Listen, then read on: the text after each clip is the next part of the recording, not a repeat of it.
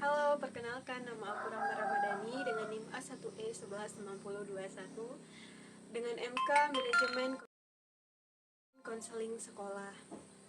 Nah, pertama saya akan menjelaskan rasional program layanan bimbingan dan konseling di SMA 4 yang pernah saya buat untuk layanan bimbingan dan konselingnya. Nah, di sini siswa sedang berada dalam proses perkembangan yang menuju ke arah kematangan. Di sini siswa harus menjalankan tugas-tugasnya di masa perkembangan tersebut, sehingga di sini butuhlah bimbingan. Begitu pula dengan sarana dan prasarana yang dimiliki SMA 4 Kota Jambi juga memiliki kecukupan. Peserta didik melalui berbagai wadah kegiatan intra maupun ekstrakurikuler. Oleh karena itu, dengan berbagai keunggulan yang dimiliki sekaligus beberapa problematika yang di tengah dihadapi, layanan bimbingan dan konseling yang akan diselenggarakan di SMA 4 Kota Jambi berkomitmen untuk membantu penyelesaian programan yang dialami oleh peserta didik, termasuk pula memfasilitasi pencapaian optimal dari bakat dan minat yang dimiliki peserta didik. Rancangan program yang dideskripsikan secara rinci dalam dokumen ini merupakan bukti dari komitmen untuk memberikan layanan bimbingan dan konseling yang profesional bagi peserta didik di SMA 4 Kota Jambi. Nah, jadi di sini adapun dasar undang-undangnya yaitu Peraturan Menteri Pendidikan Nasional RI nomor 27 tahun 2008 tentang standar kualifikasi akademik dan kompetensi konselor. Untuk dapat diangkat sebagai konselor, seorang wajib memenuhi standar kualifikasi akademik dan kompetensi konselor yang berlaku secara nasional. Terus yang kedua yaitu dasar undang-undangnya yaitu Permendiknas nomor 22 tahun 2006 tentang standar isi dan satuan pendidikan dasar dan menengah pelayanan konseling. Adapun yaitu memberikan kesempatan kepada peserta didik untuk mengembangkan dan mengapresiasikan diri sesuai dengan kemampuan, bakat, dan minat. Selanjutnya yaitu masalah pribadi, kehidupan sosial, belajar. Selanjutnya yaitu Peraturan Menteri Pendidikan dan Kebudayaan nomor 111 tahun 2014 tentang pelaksanaan layanan bimbingan dan konseling di sekolah menengah.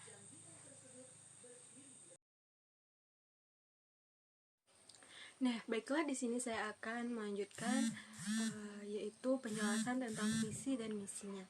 Nah, di sini pada visi saya membuat terwujudnya suasana yang menyenangkan dan pemberian bantuan layanan sehingga terentasnya masalah yang dihadapi siswa agar siswa dapat bahagia sekarang dan masa yang akan datang.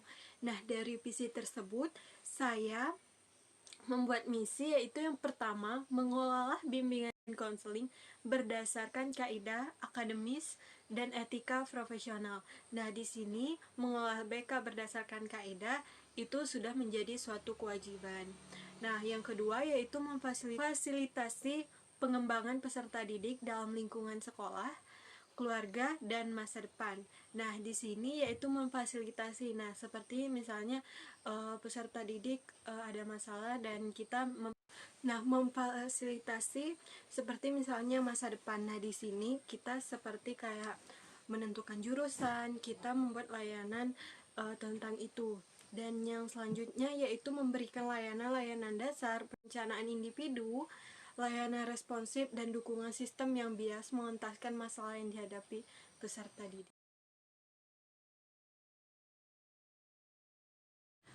Di sini saya akan menjelaskan yaitu deskripsikan kebutuhan dari bidang layanan pribadi. Nah, pertama, tidak percaya diri, maka di sini saya menyimpulkan bahwa kebutuhan siswa itu yaitu lebih untuk percaya diri pada dirinya sendiri.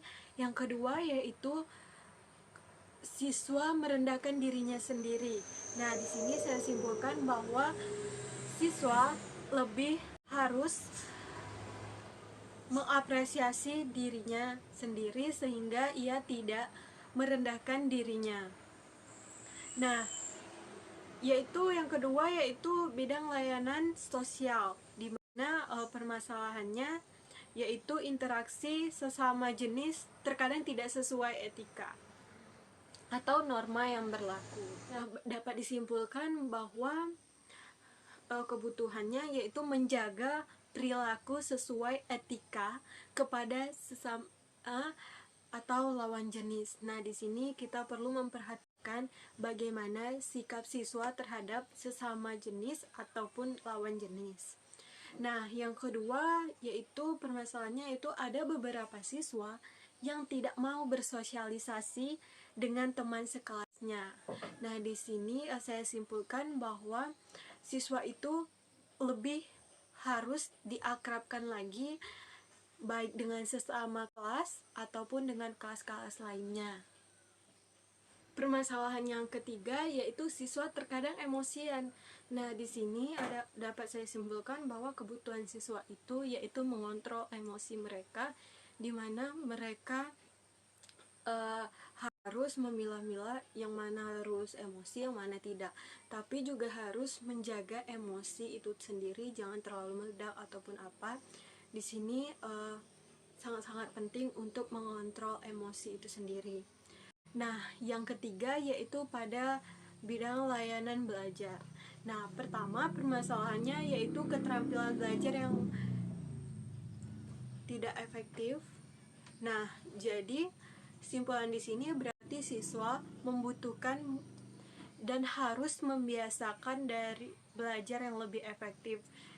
Dapat saya bilang bahwa siswa itu kurang efektif untuk belajar. Nah, dia belajar untuk ulangan saja.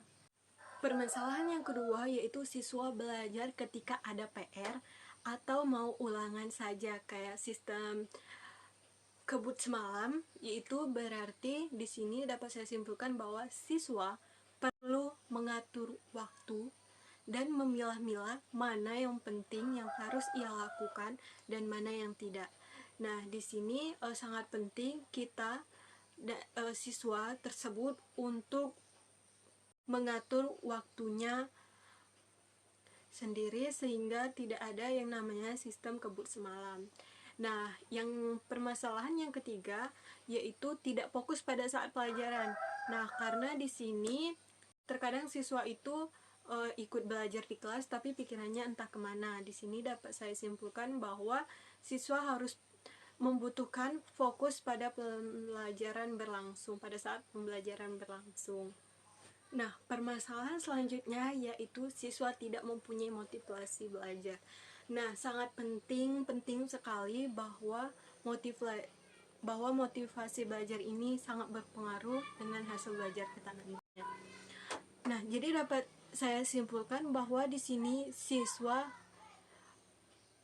harus mempunyai motivasi belajar yang tinggi. Nah, siswa membutuhkan itu.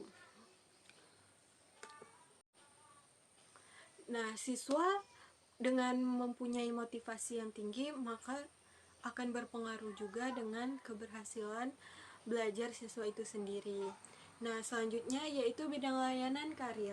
Nah, permasalahan yang pertama, siswa tidak memahami secara betul tentang profesi. Nah, misalnya kan pasti kalau dibilang karir, pasti kamu kerjaannya nanti mau jadi apa. Nah, siswa tidak memahami itu dengan baik. Permasalahan selanjutnya yaitu siswa tidak mempunyai informasi tentang PTS, PTN, ataupun karir, atau kehidupan selanjutnya setelah ia tamat sekolah mau kemana ia. Nah, di sini dapat saya simpulkan bahwa siswa tersebut membutuhkan informasi yang lebih detail dan lebih jelas untuk ia melanjutkan apa yang ia pilih nantinya setelah masa sekolah ini berakhir. Nah, siswa membutuhkan itu.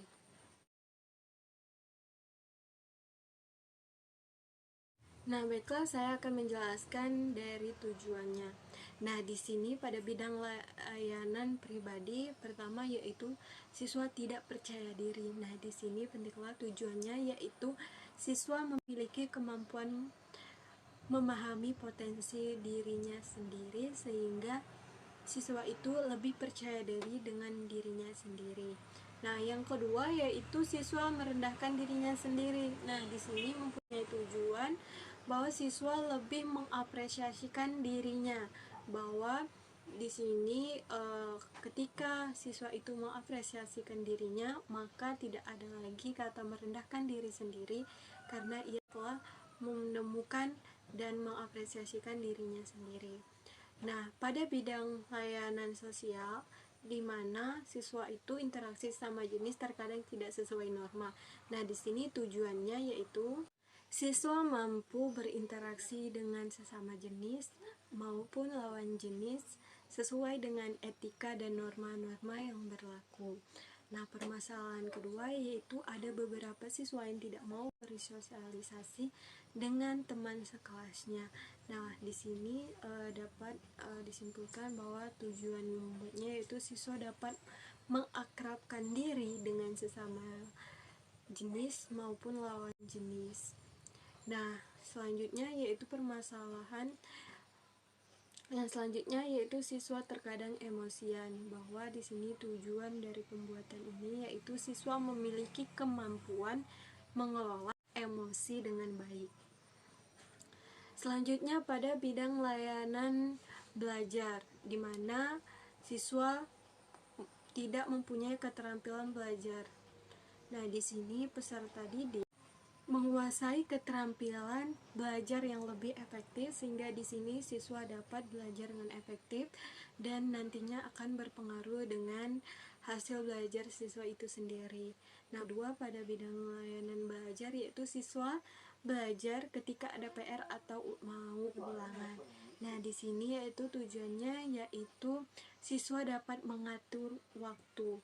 Nah, di mana dengan itu sehingga siswa dapat belajar maupun bermain atau freshkan otak mereka atau mengistirahatkan otak mereka, sehingga di sini tidak tertabrakan dengan waktu belajar siswa itu sendiri.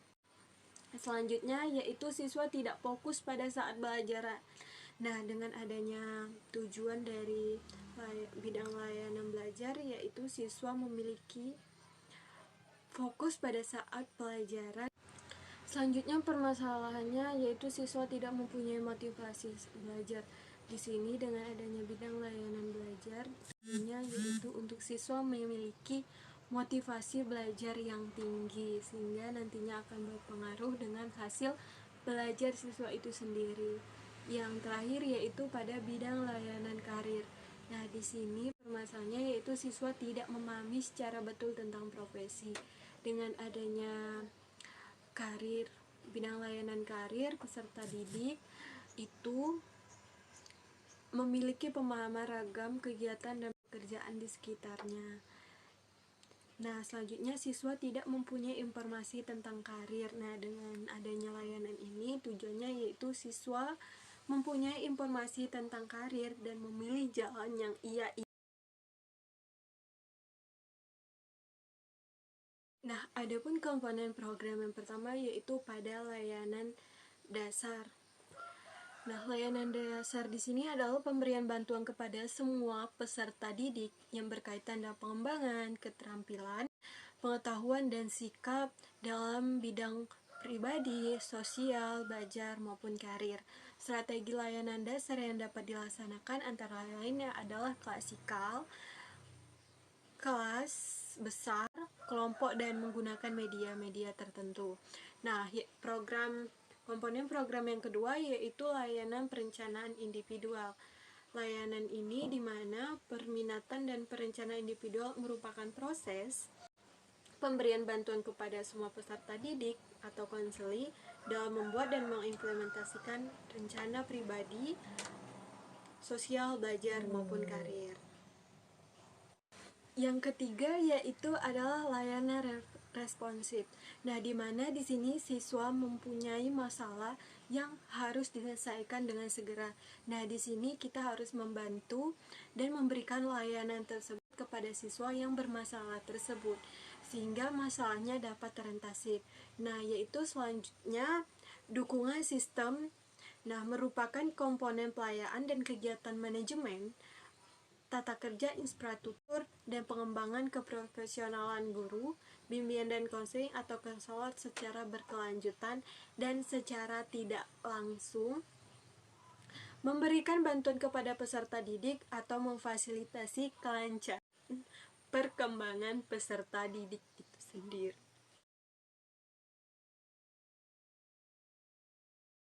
Materi yang saya susun kali ini yang pertama yaitu mari berteman.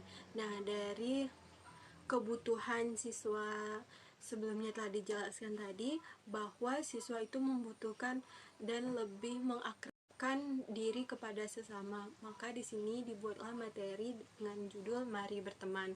Nah, yang kedua yaitu dunia tanpa saling kenal. Nah, di mana kita ini mengisyaratkan dunia tanpa saling kenal. Nah, di mana orang tidak saling mengenal, sehingga di sini susah untuk kita hidup untuk sendirian, mengingat bahwa kita adalah manusia yang membutuhkan satu sama lain. Nah, materi yang ketiga yaitu menggapai cita-cita.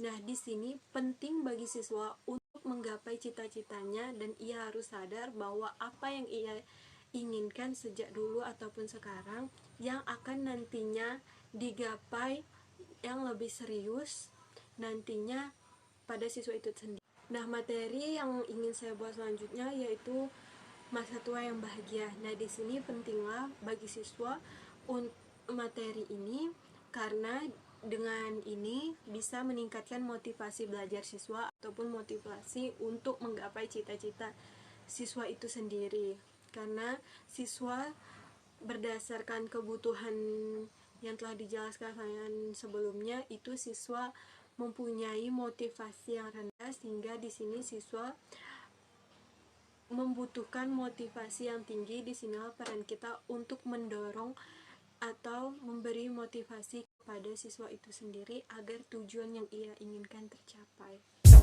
¿Qué onda muchacho? Arriba las manos, caballo moreno, penetra tu barrio. Enseño rolas, cero rock, back frente, black again, esto pa' la gente.